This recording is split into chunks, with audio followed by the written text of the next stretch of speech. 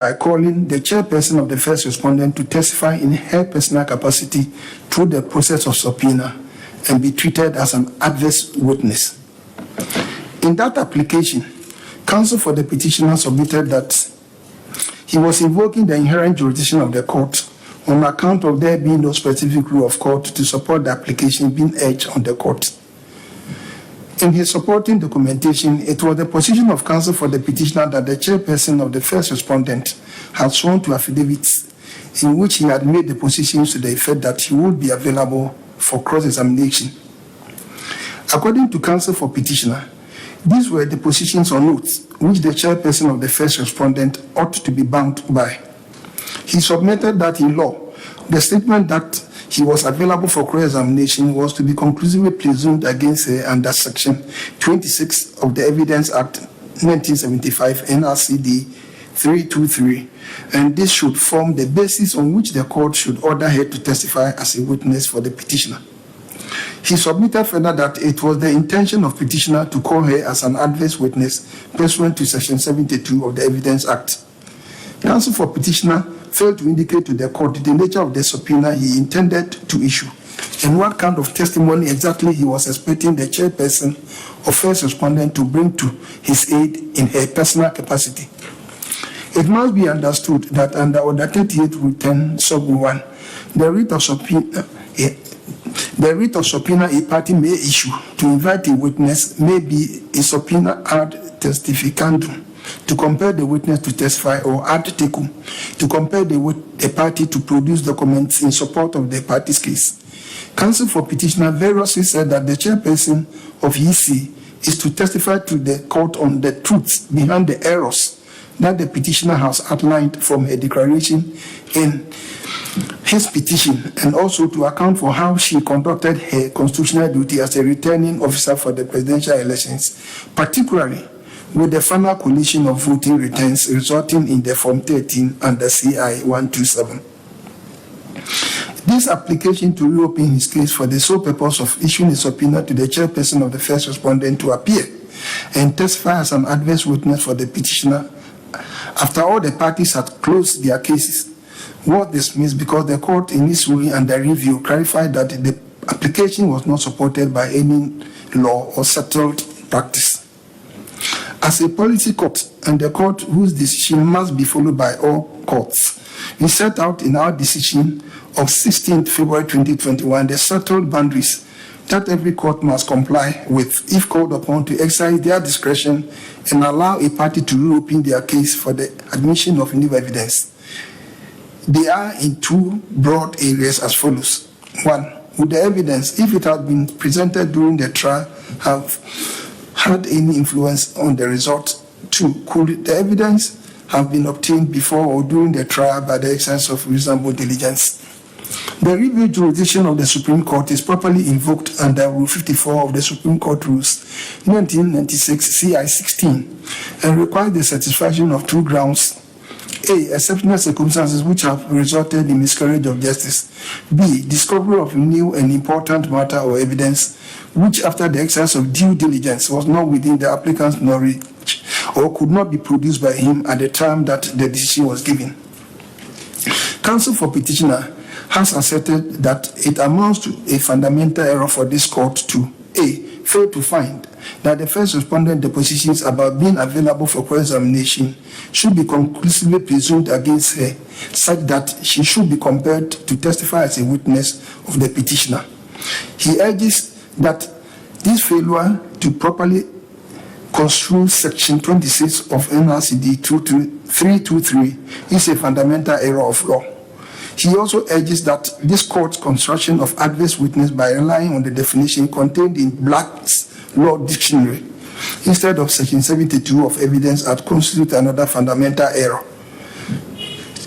Third, he urges that by dismissing the petitioner's application to reopen his case for the sole purpose of calling the electoral commissioner as a witness of the petitioner, this court is shielding her and enabling her to evade cross-examination, contrary to a position she had deposed to earlier in the processes in this petition. It is the position of counsel for petitioner that the chairperson of first respondent is required to appear and testify to the truth of what happened in the election in dispute, to account to the people of Ghana for her stewardship as the returning officer of the presidential election, for which she had issued a first declaration and corrected that declaration with a press release the next day. She was also required to clarify matters arising during the cross-examination of the petitioner's witnesses. We disagree with counsel for the petitioner on all these grounds, urging alleged fundamental errors as constituting exceptional circumstances. This is a court of law and not a forum for suppositions. It must be stated that courts of law administer justice in accordance with law and settled practice, and no court can afford to lose sight of this. Further, this is the highest and the last court of the land, and our decisions on the questions of law have binding effect on no other courts. That before this court accedes to any application that is not covered by statute, the rules of court, or known general principles of law applicable in this jurisdiction, this court must ensure that it's not opening a Pandora box that can become a stepping stone for abuse of court processes at other levels of the judicial system. The interest of justice is not only the interest of one party in the dispute, but must necessarily be an outcome arrived at through the proper balance of what the law has prescribed as the duties of the court to all parties and the duties of the parties to each other. Thus, when the court has to exercise its discretion in an extraordinary situation, such as a party seeking to reopen his case after all parties have closed their cases, the court has to ensure that the discretion is consistent with statute, rules regulating procedure, principles of law, and settled practice of the courts. We have earlier in this ruling set out the guidelines that all courts must follow when determining applications for leave to reopen a party's case at any time after they had voluntarily closed their own case. Applicant has urged that this court failed to appreciate the import of Section 26 of the Evidence Act, NRCD 323. This submission is misconceived because we fully appreciated the submission of the petitioner's counsel, and found them wholly unsupported by any rule of law or rule of equity to which the conclusive presumptions is made subject. It is not the case, as urged by counsel for petitioner, that we allowed Order 38 Rule 3E5 of CI 47 as amended by CI 87 to take precedence over a substantive act of parliament.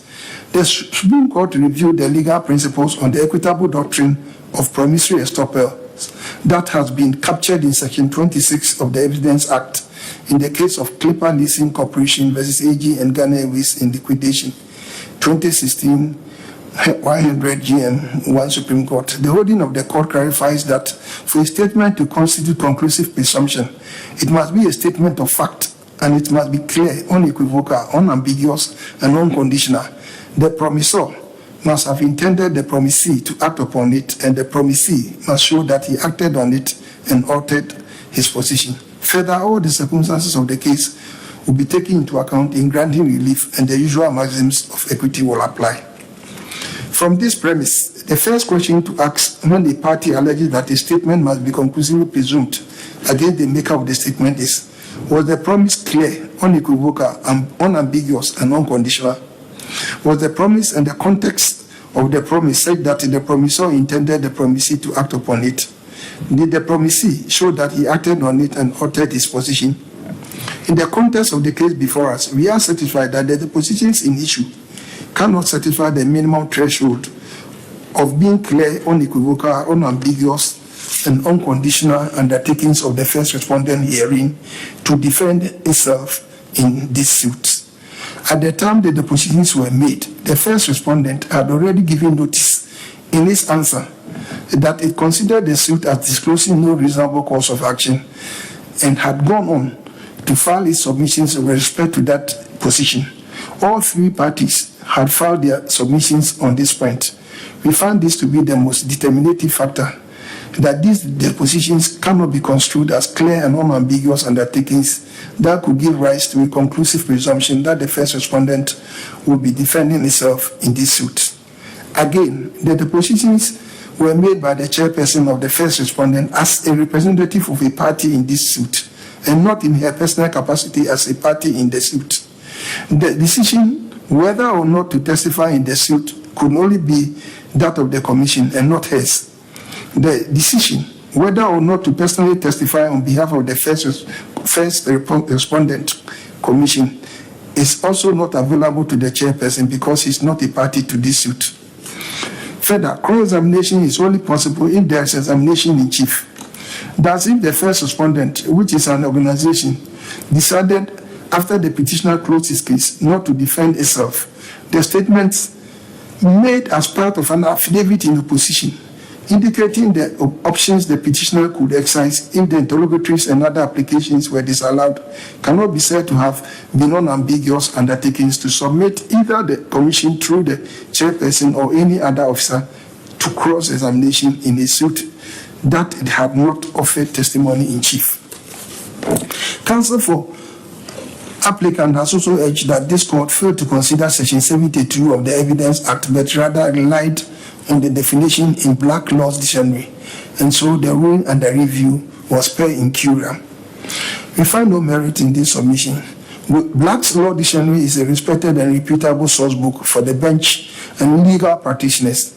Reference to law dictionaries is an accepted and respectable practice in common law jurisdictions, including Ghana. Furthermore, there is no inconsistency and contradiction between the definition in Black's Law Dictionary and Section 72 of the Evidence Act, as already determined by the Supreme Court.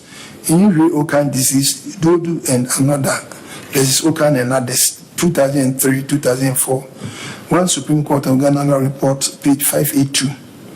We are certified that it is the nature of testimony proffered by a witness that allows a court to categorize that witness as an adverse witness or hostile witness, and not the description of the witness as such. And so the submission that the witness was to testify as an adverse witness was no answer to the need to clarify the objective of seeking leave to reopen the case and call the chairperson or the first respondent as a witness of the petitioner.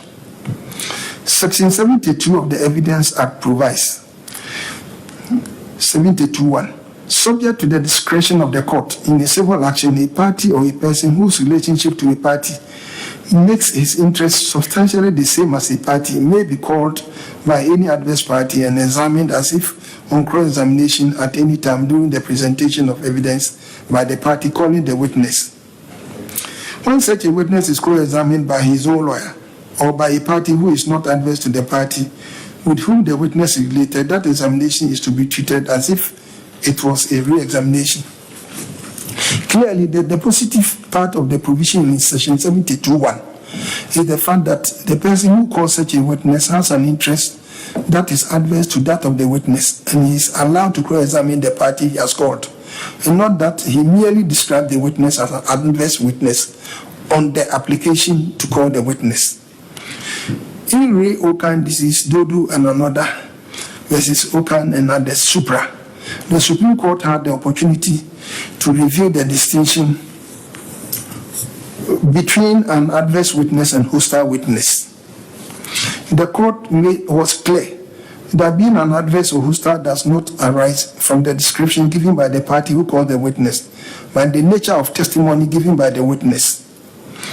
First, Dr. Sechu JNC had this to say in clarification on the general nature of witnesses and the specific nature of adverse and hostile witnesses at page 599. Quote, as a result of the testimony of the third plaintiff witness, namely that he did not see either the testator or the second plaintiff witness sign the will, counsel for the executors applied for permission to treat him as a hostile witness. Learned counsel for the defendants was right when he submitted that the witness should be rather treated as adverse witness and not as a hostile one. The reason is that any attesting witness will be a witness of the court and not that of the party calling him. End of quote. Professor Kluje JSC went on to state as follows from page 626 in his evaluation of when the witness is an adverse or hostile witness and the effect of the testimonies of the two types of witnesses. Quote, the trial judge, with the benefit of observing the witness, may choose to believe an adverse witness or part of his testimony. The fact that a witness called by a party gives an adverse or contradictory testimony does not lead to the irresistible conclusion that the adverse witness is an untruthful witness. The witness may be an adverse witness precisely because he insists on telling the truth rather than commit perjury in support of the fabricated story of the party who called him. Usually, it is difficult to determine whether the witness is merely adverse or hostile when there is no previous statement by him with which he could be confronted. In my view, a witness is a hostile witness if it can be shown that he knows the truth but deliberately persists in lying to the court. There may be different ways of arriving at that decision. End of quote. We do not see any fundamental error occasioned by this court's evaluation of whether the chairperson will be an adverse witness merely by her description as such by counsel for petitioner, even before she brings any testimony to the court. The issue that was determined by the ordinary bench is whether it is proper for the court to exercise judicial discretion and allow the petitioner to reopen his case for the sole purpose of calling the chairperson of the first respondent as his witness by the issue of his subpoena. Our determination was that it would not be a proper exercise of judicial discretion, and we do not see the miscarriage of justice that our decision occasioned, since petitioner continues to insist on not disclosing what new material the proposed witness is to testify on, and how that new evidence can change a judgment that is yet to be given. Counsel for petitioner also contends that the ruling was in breach of Articles 19, Clause 13, and 296, as it was unreasonable and irrational. Counsel for petitioner failed to draw the court's attention to any unfair exercise of judicial discretion exhibited by the Supreme Court against the petitioner, just because the court refused his application to reopen the case he had closed and to serve a subpoena on the EC to serve as an adverse witness. We would like to reiterate a time-honored principle of the adversarial system we operate, quoting the Supreme Court in Clipper leasing case. Again, quote, the well-known policy of the law is that parties to a case in court are to know exactly what is that they are required to answer, and this is a requirement of fair hearing that the courts insist on. The requirement of fair hearing is a fundamental rule of natural justice, so a party cannot change its case on appeal when the opponent has no opportunity to adequately defend himself and lead requisite evidence in his or her defense. The petitioner purported to present his full case in the witness statement submitted after the depositions in issue had been made. On the strength of those testimonies, including that of a third witness petitioner later called, respondents closed their respective cases. If the petitioner intended to rely on the depositions in issue, the law required him to state as part of the testimonies he would rely on the specific testimonies or documents he wanted the chairperson of the first respondent that petitioner has summoned before us to produce to aid the petitioner's case on the alleged strength of the depositions. As part of pre-trial processes, the parties and this court could have had the opportunity to tell me if truly the documents were not available in petitioner's custody, as happened in the application to produce originals of the polling station results, or the testimony sought was relevant to the settlement of the matters in controversy in this petition, as happened in the application to serve interrogatories. Statutes are construed and applied as a whole. No party or court may take part of a law and urge it to be applicable while ignoring the rest of the statute. Sections 10 to 14 of the Evidence Act lays down the burden of producing evidence and the burden of persuasion squarely on the party that alleges any position of fact or issue of law. Further, we stick to the time-honored principles that the Supreme Court has adopted in circumstances in which it reviews its decisions. Thus, in the case of Mechanical Lloyd Assembly Plant versus Nati, 1987-88 Ghana Law Report 598, page 603 to 604, and the DJS stated, quote, let me say at once that for all I know, virtually every judgment on this earth arrived at as a result of evidence gathered from several sources can be criticized. A Privy Council judgment put in the hands of any lawyer, along with the evidence grounding it, can be criticized in the same way as a high court judgment can be. A person who has lost a case will almost instinctively feel that the judgment must be wrong. And why not? If he had won, the decision would be right. So if he lost, how could the court be right? But the mere fact that a judgment can be criticized is no ground for asking that it should be reviewed. The review jurisdiction is a special jurisdiction to be exercised in exceptional circumstances. It is not an appellate jurisdiction.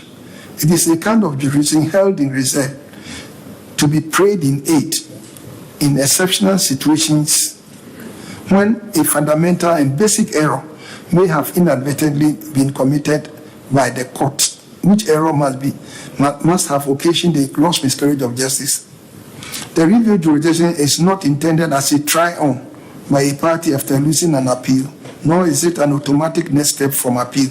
Neither is it meant to be resorted to as an emotional reaction to an unfavorable judgment. Secondly, in Chapel Hill versus Attorney General and another 2010 Supreme Court of Ghana report, page 827 at 850, the Atiba JSC further set out the parameters for reviews as follows. Quote, I do not consider that this case deserves any lengthy treatment. I think that it represents a classic case of a losing party seeking to re-argue its appeal under the garb of a review application. It is important that this court should set its face against such endeavor in order to protect the integrity of the review process. This court has retreated several times without number that the review jurisdiction of this court is not an appellate jurisdiction, but a special one. Accordingly, an issue of law that has been canvassed before a bench of 5 and on which the court has made a determination cannot be revisited in a review application simply because the losing party does not agree with the determination. This, unfortunately, is the substance that the current application before this court is. End of quote. The application and the review was dismissed because it was not based on any known law or rules of practice. We dismiss the instant application as being wholly without merit. As the court pleases. You are grateful to the court. Yes, we are most grateful.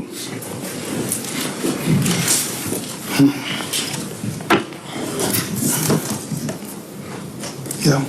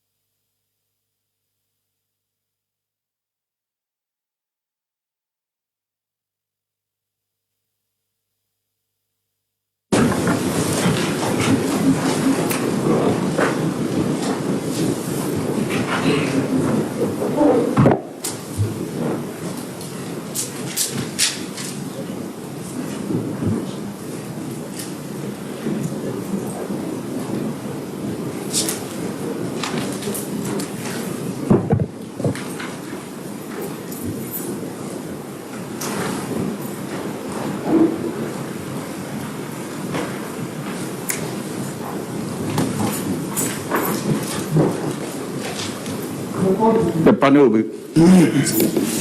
panel will be reconstituted. All rise.